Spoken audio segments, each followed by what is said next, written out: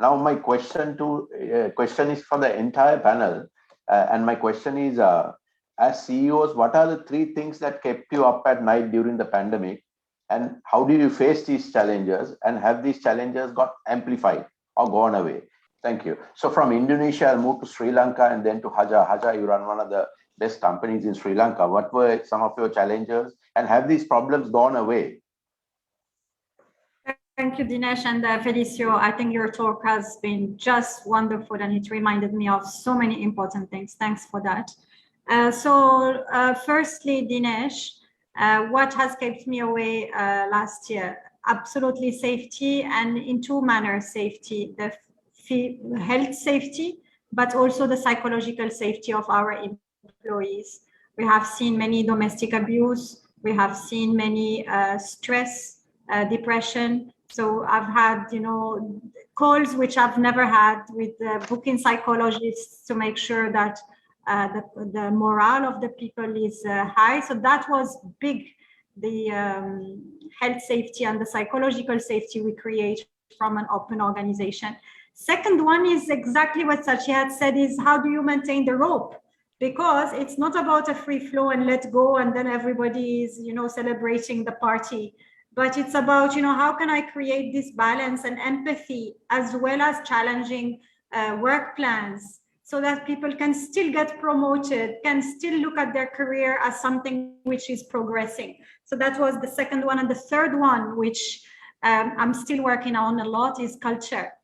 Sri Lanka, we have many Poya days. We are used to holidays. So many have just enjoyed, here is the lockdowns and more holidays. So how could I create a high performance culture, one that can be creative, that can think outside the box, that is not a victim of the situation? And this has not gone away. How can we look at the situation of Sri Lanka and say, okay, how do we navigate through this instead of let's make it a soap opera and start to start to talk between corridors on this or this or that.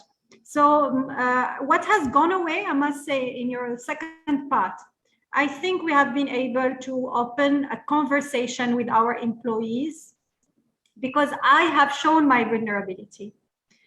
When the top leaders are able to open up, then they understand that this is a safe zone. So I think that has gone away. What has not gone away is how do we balance the rope, because it's getting more and more challenging, and therefore more capacity, more resilience, more creativity is required and more agility. So how can I make my talent always stretched?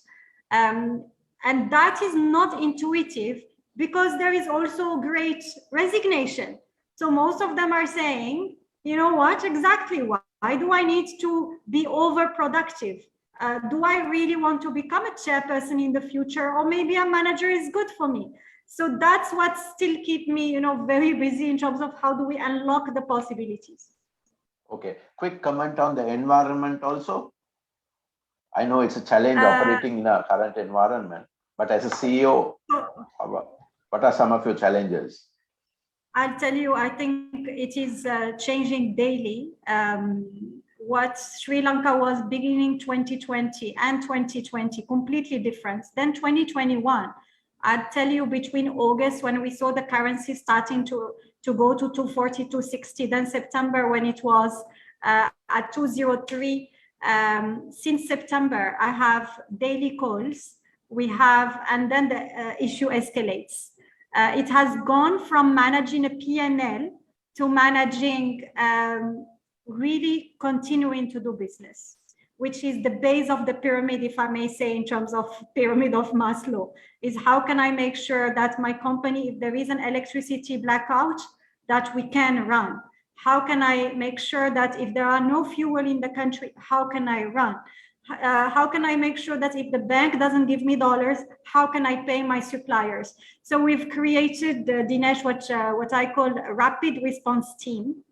And we have an organization. And by the way, these are all managers that have come together in a natural manner, and they have self-elected themselves, and they have put this beautiful plan where each crisis is met with option A, B, C, and how we are going to do so. So that's how we're working. But I must say the environment has taught us a lot as CEOs to never take things for granted. And to ensure that we don't, spend more than we should. So we find lots of frills in the system. So there's a lot of re-engineering of the P&L which is happening so that we can shield the consumer and we can shield the profit of the company as well. Yeah. Felicio, can you? Okay. So I'll pick it up from him later. Can I move on to Hajjar? Generally multinationals are tough when it comes to performance. And how did you manage this challenge in the last 2 years? Just maybe a small caveat. Yes, I think we are tough in terms of setting targets, goals, stretching people. But equally, we are really determined to make sure that people are reconnected with their purpose. So I'll tell you, for example, what we've done, and this is for performance. The entire company, including the factory workers. Yeah, can you hear me, or my bandwidth is also bad? No, you're very clear. Oh, you're good. Okay. So we have gone one-on-one, and we're here speaking in thousands to have a purpose journey with each and every individual. What do they want in life? And that's not 1 hour. These are days, workshops, including the factory workers. And the moment they understand their purpose in life and why they're doing what they're doing, their productivity starts to increase. So that was one. Second, I need to be, I will open up here and say, I don't like less is more. As a person, I really think more is more. That's the only thing I have been educated to understand. But this pandemic has really taught me that I have to change my own leadership. And we've gone into the entire company selecting what are the priorities we should be working on. So imagine when your company is voting by their feet on what are the top priorities for the company. So it becomes really, something they love. And they voted on 7 things. Now, the good news is these were quite important 7 things. And then I said, okay, fine. So let's all the work plans, let's all the targets, everything should be on these 7 things. And I know if we do these 7 things, the targets and everything will be done. So it is this co-creation. The other thing which I've done, my board is 8-9 people, right? And then comes the rest of it. My board will never understand what the team understands in the field, what they have in terms of issues in logistics, what they have in terms of payment. All this is actually quite, remote to us in the board. So we've gone from a team of 8, we created what we call the extended leadership team. These are 30 people. When they sit with the board, they also are excited because that's their new career, coming. We call them the extended leadership team. And we meet at least 3 times a year. We do board meeting with them, meaning all the confidentiality and everything is, a bit of a discussion, but I have to be open with these 30 people because I know that the performance of the company is in their hands. So these are some of the things we have done. But I need to stress one, Dinesh. Last year was a very challenging year for Sri Lanka. If you look at it versus Bangladesh, Pakistan, or India, we were really hit badly. So what I've also done is I have not given number target. This is a huge change. I'll tell you why. If I give a number target and you're in lockdown and the economy is closed, no one is going to even believe me. They will just think that I'm after a dream. I have not done that. In July, I've changed the entire strategy and I said, this is the strategy, it didn't have any number. 0 number. Now go for the strategy. I knew that if we go for the strategy, the number is an outcome. But I also knew that if I had fronted with a number, people will think this is absolutely not possible. And they will completely close their mindset. So I think it's a little bit of, how do I also change as a leader and how do I, and it was very uncomfortable. Imagine you as a CEO, I have my target and I'm not giving it to anybody. And I'm giving a sentence. So I'll leave it at this, Dinesh. Back to you. Okay. Great insight. Right. I have got three very interesting questions from the participants. The first question, I'll direct it to the three CEOs from multinationals. The question says, what are the best and most challenging things about being a CEO other than the package? So maybe Hajjar can start. I'll start with the best. So the best thing, and I'll put aside the salary or not, is you can shape large people's mindset. The change mindset you can bring as a CEO can be transformational. So the way you show up, your own composure during crisis is extremely important because it can sway the ship one way or another. You bring the culture, you bring the way of being. Your well-being is the well-being of your team. How you are, how you feel is how your team feels. So for me, that's the best thing, because I know that when I'm on a bad day, I should not go to office and I should not talk to anybody. But it happens to me as well that I crack down as a human and I make my own mistakes. So I think that is something which is really powerful when you get to a CEO job. Now I'll go to the worst. Anything that is good is everyone. Anything that is bad is you, the CEO. The bottleneck is always in the top of the bottle. And any problem in the organization is 100% your accountability, and you have absolutely no one to blame. If you blame someone, you're blaming yourself for either the lack of vision that talent is not good, your lack of judgment that you have not seen that coming, or your lack of clarity that you are not clear about your priorities. And that makes this job quite tough, no? Because you get the best out of it, and if anything happens, it is really yourself in the rope as well. Okay, that was quite short, and I'll leave it there. Yeah. Hajjar?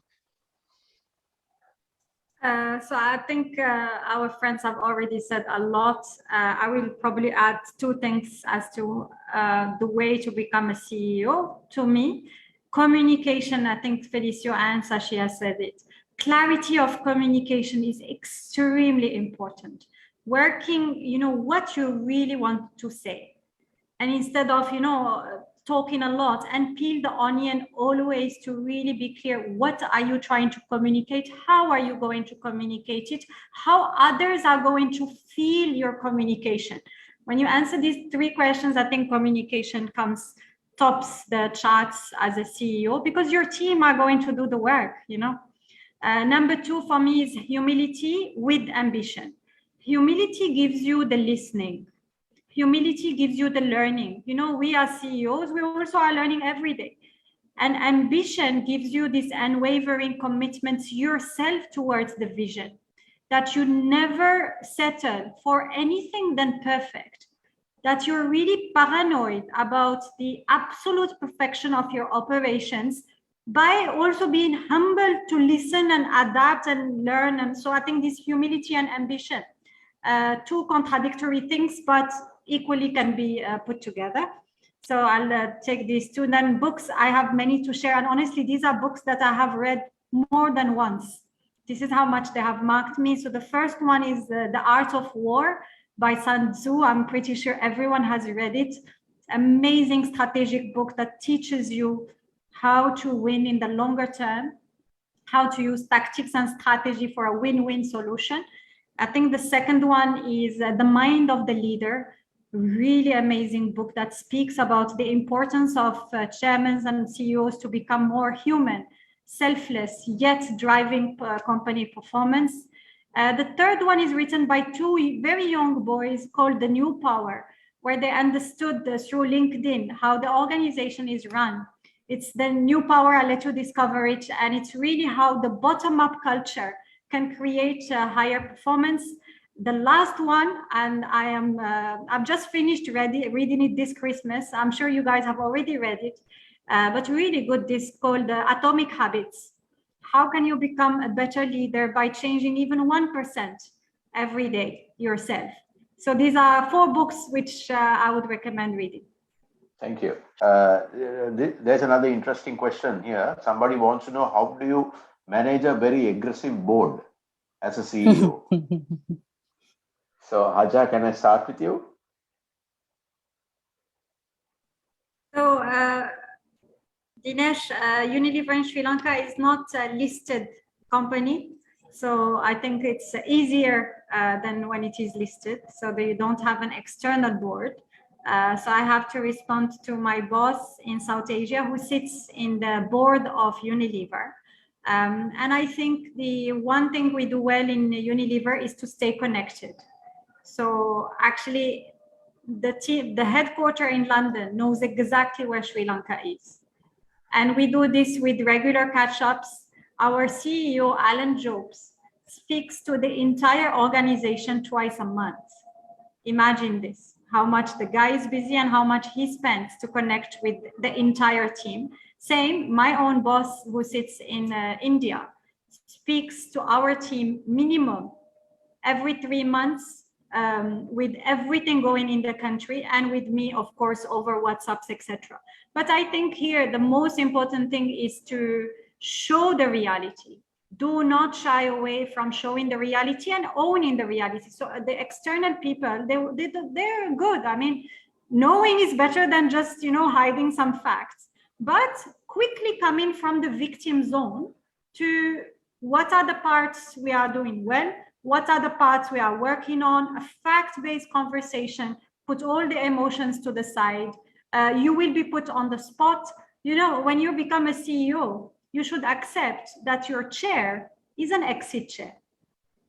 When you accept that and you know that you are here to serve and you will go if something goes not well, then I think you become more confident, you believe in your company more, and therefore whoever you speak to externally or internally feel your confidence, and therefore this creates this productive engagement. Thank you. Hajjar? I would really say, I will echo actually what Sashi has said, and I will summarize it by saying, if you do well your current job, this is the best predictor of what you will do next. So every time in my career, I never thought about what's gonna be the next job. I thought about how can I be the best I can be in what I do.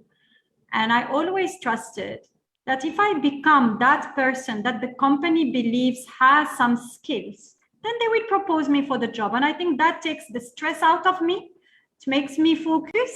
So the pressure is off, but the pressure is on how can I execute well. So I think for the person who asked this question, do your cracking best in what you do today. Be so good in your clarity with people, externally oriented, creative. Be there for your company. Do not expect the CEO job.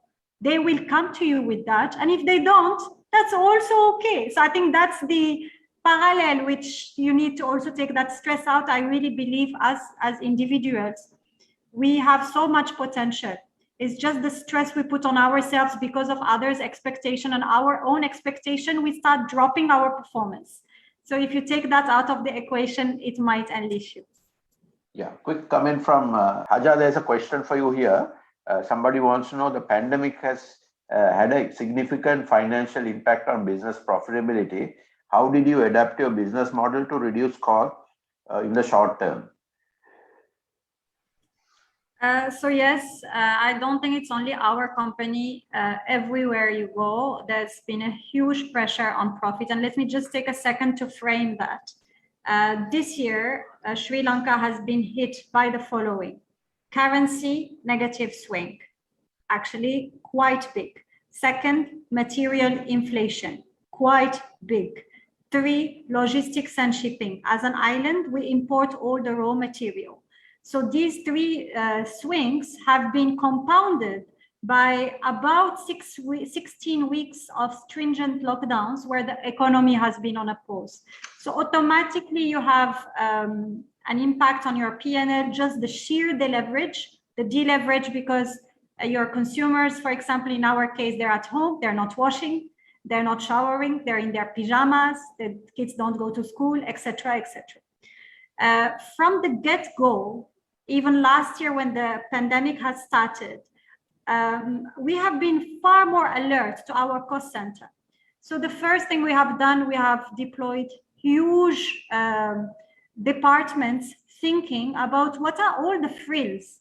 By frills, I mean, you know, the unnecessary fat in the organization that we need to shed out. And we were very clear to everyone that we must do that because we need to protect the roof that protects our salaries. So the creativity that you do makes people actually really go on a zero-based budgeting, saying, do I need to do this or that? Or can I save this and this and that? So that has been a big one. The second one we have done is to really look at our portfolio. What are what we call SKUs or brands which we want to accelerate?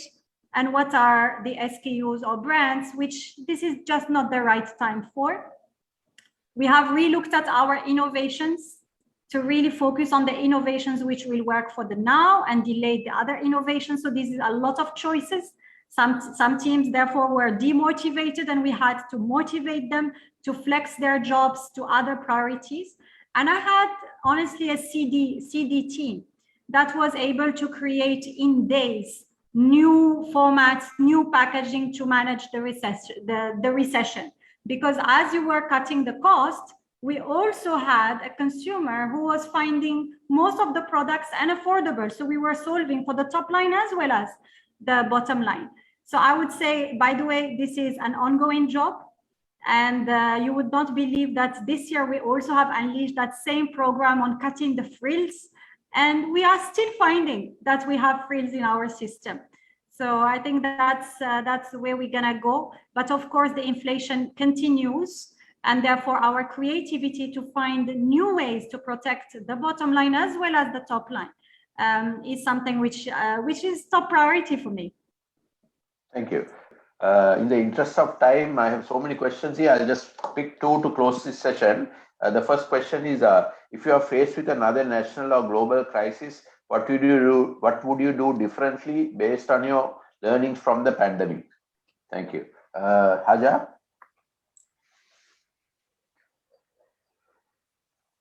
I would say, firstly, what I would have done differently, I would have smelled the crisis better. I'll tell you, I think my first regret is that I was hoping that it will get better, that this COVID was 2-3 weeks, then 10 weeks, then whatever weeks, then it has now become 2 years. And so I think smelling the crisis and having an answer that is as big as how you smell the crisis, always planning for the worst instead of hoping for the best. That's my first thing. And I think something Felicio has said, plan beats no plan. So have a plan. I will have always a plan because it's much better than just continuing the previous plan when the context has changed. So my final question to the panel, the question is, what will the business world look like by 2025? And what are the trends that we need to keep an eye on? I'll start with Hajjar.